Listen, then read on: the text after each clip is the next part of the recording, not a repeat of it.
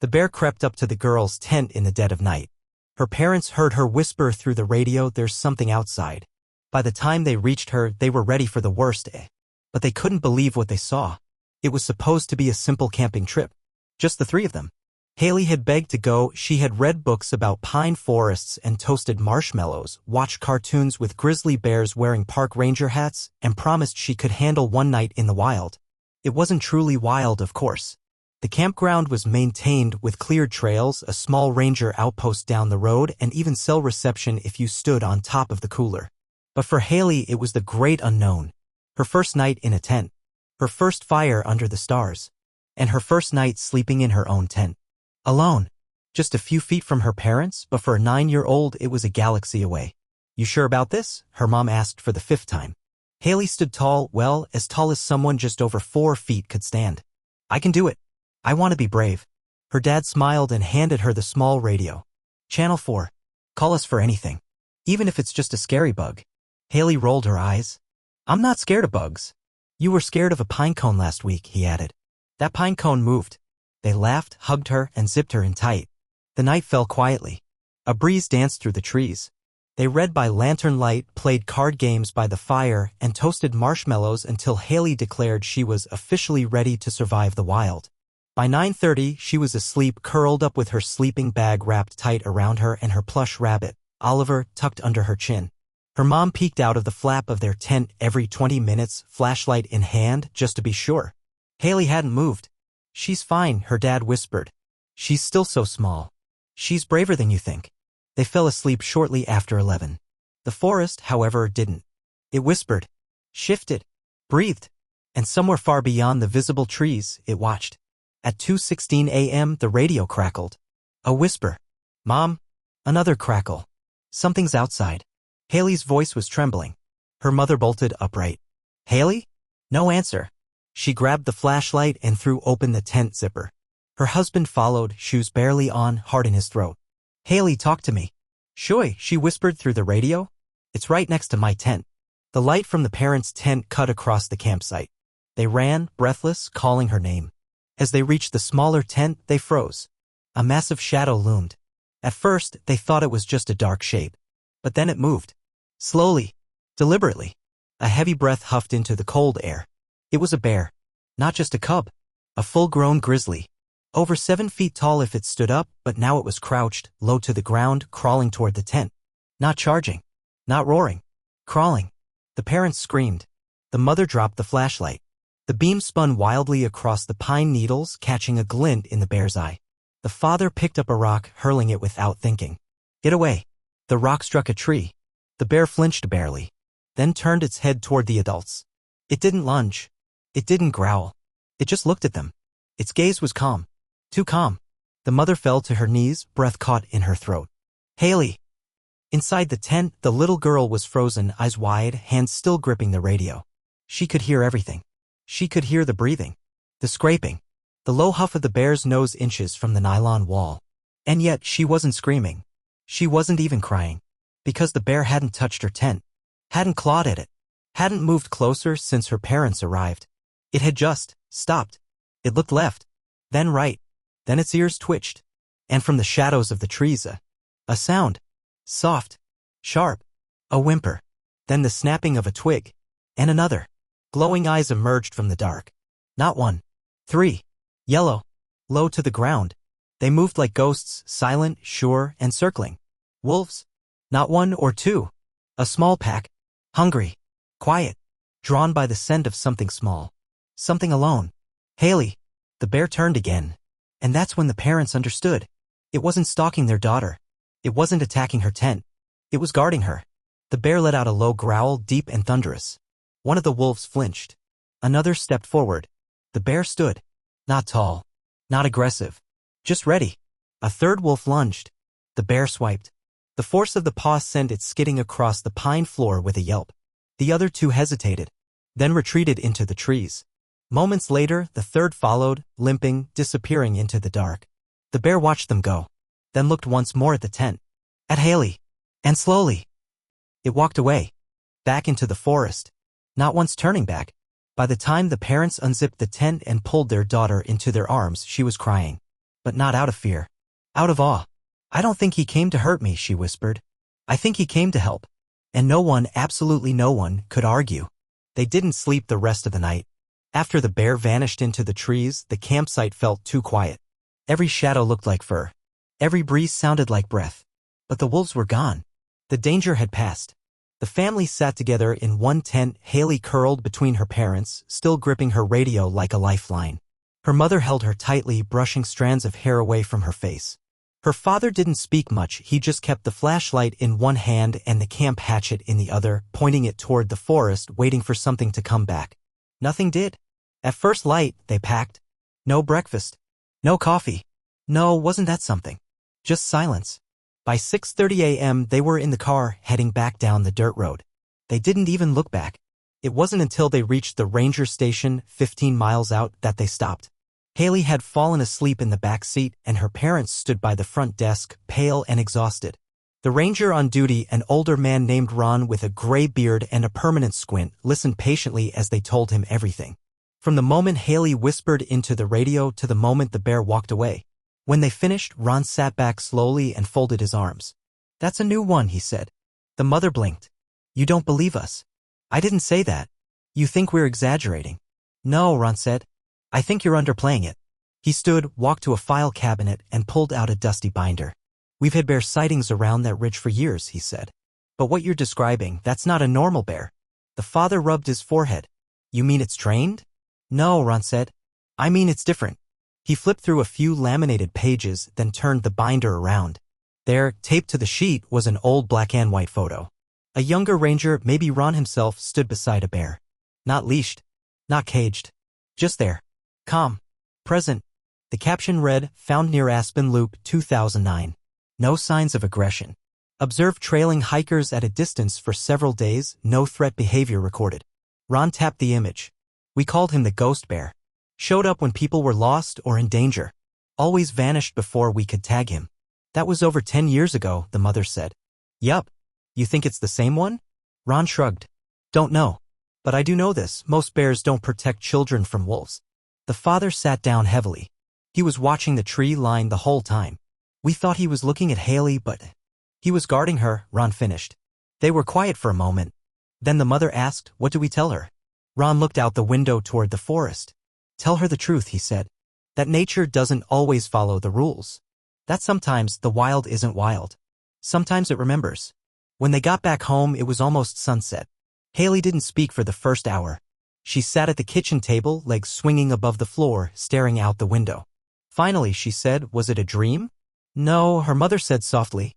It was real. Haley nodded slowly. Then got up, walked to her bedroom, and pulled out her sketchbook. For the next 30 minutes, she drew without a word. When she finished, she held it up. It was the bear. Not scary. Not snarling. Just standing between two sets of glowing eyes. Wolves on one side. A small tent on the other. The bear was in the center, his back to the girl, his face toward the threat. Above his head, she had drawn something extra, two wide, feathered wings. This is how I remember him, she said. Like an angel. A big, furry, silent angel. Her parents didn't correct her. Because how could they?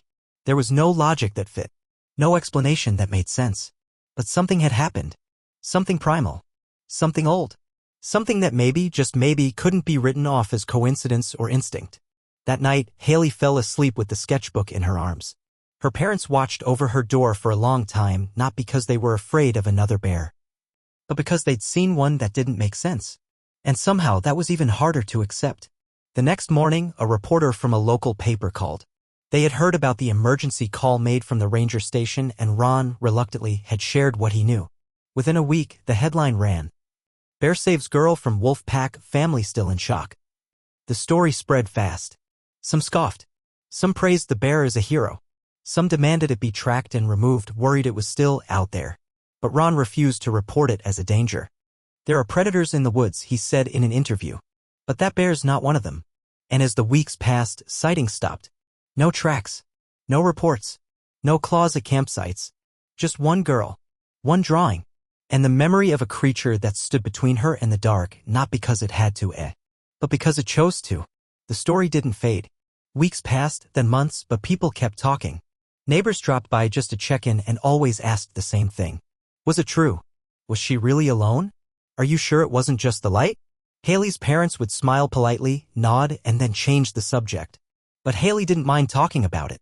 She told her classmates, her teacher, her aunt on Zoom.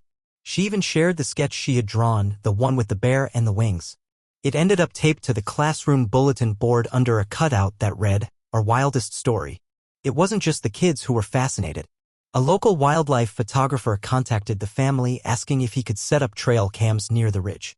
He said he didn't expect to find anything, he just wanted a chance to capture something bigger than us. Then came the podcasters.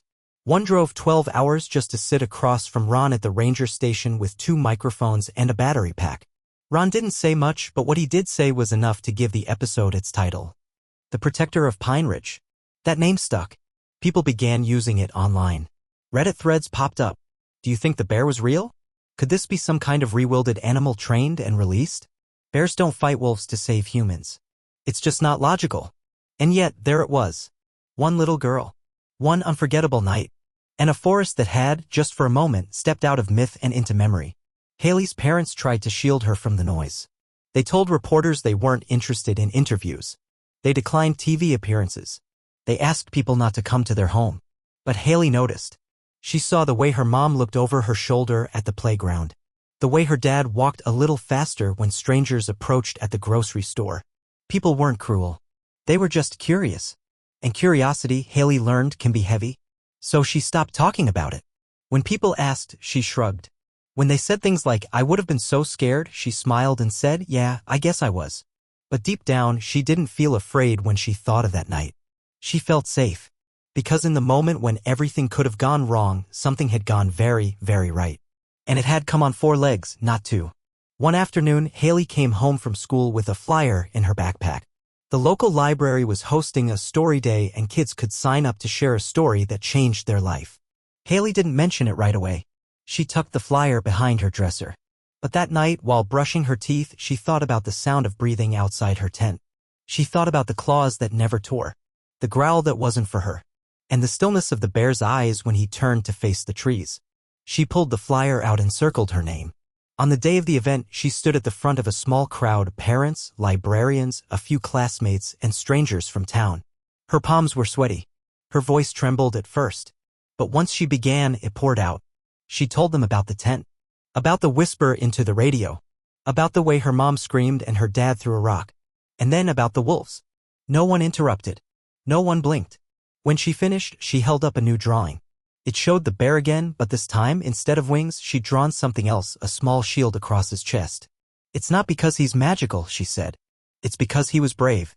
When the applause came, it was soft, respectful. And when she sat down, a girl from another school leaned over and whispered, "You're the bravest person I've ever met." Haley blinked, then whispered back, "He was the brave one." That night, her parents tucked her in quietly.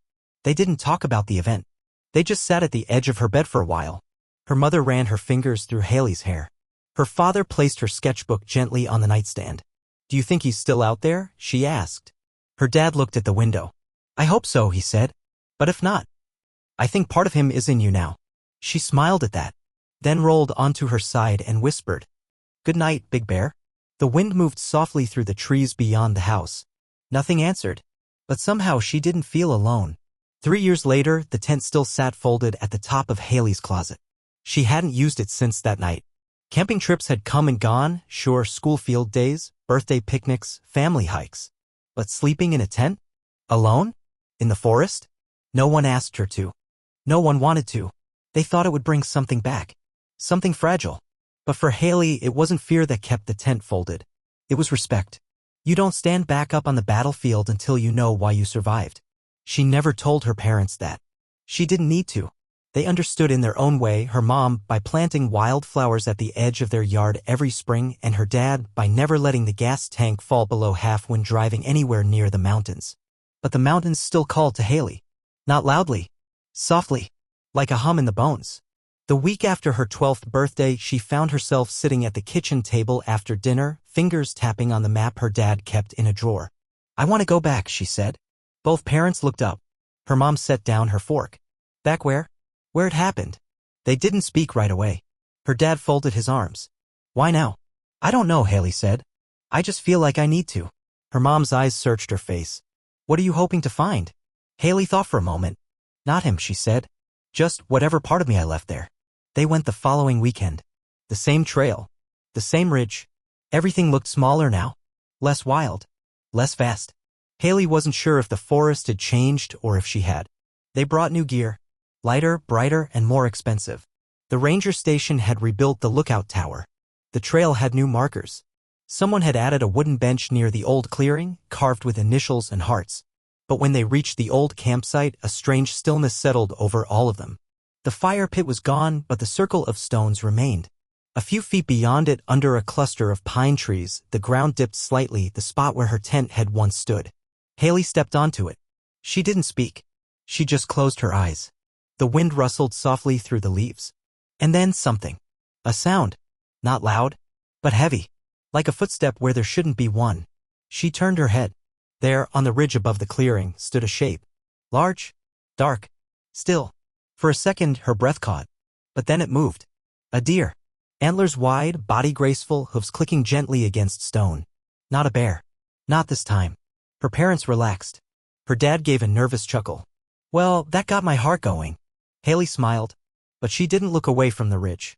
Because just beyond where the deer had stood, hidden in the brush, she saw it. One footprint.